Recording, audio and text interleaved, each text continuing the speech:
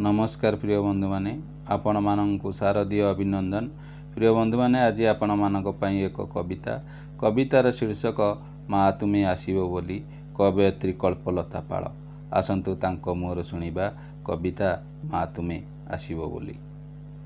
शाश्वत ओडिया प्रतिभा YouTube channel को स्वागत जनाऊँगी। मु कल्पलता पाल। आज मोर कवितार शीर्षक माँ तुमे आसीबो बोली। माँ तुमे आसीबो बोली प्रकृति सजाई देलाणी निजकू। जह्न आखिरे निद नाही, जह्नी फूल हलदी माखी होई गलाणी।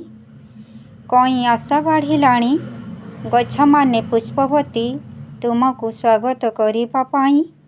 माँ तुमे आसीबो बोली असीणर संज सबू मो मनरे स्वप्न होई फुटिलाणी। एई मोर प्रतीक्षार शेष राति पाही गले। पापर विनाश हेब तुम त्रिशूल मुନରେ। पुण्यर सूर्य हुईब ए सृष्टिर भाग्य आकाशरे, ए सृष्टिर भाग्य आकाशरे।